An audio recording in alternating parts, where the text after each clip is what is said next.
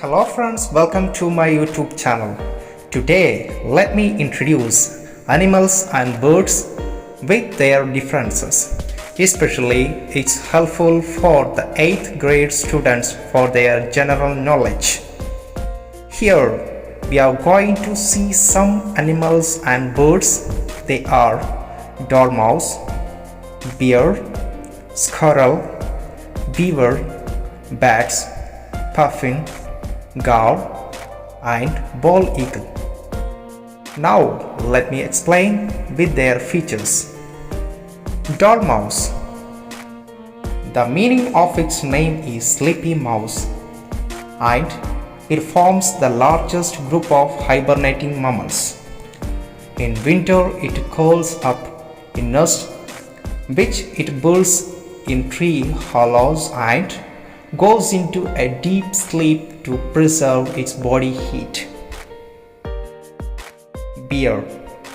It is found in North America, Europe, and Asia.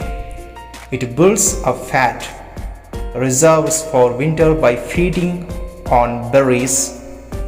From autumn, it starts preparing for the cold months and readies a den lined with grass and other vegetation.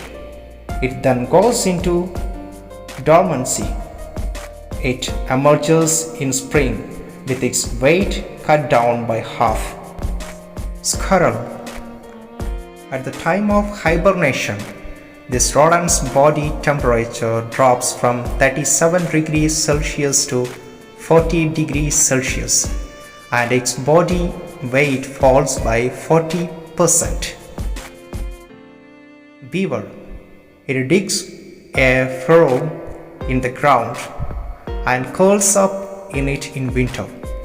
It lives on the fat reserves that it accumulates in spring and summer.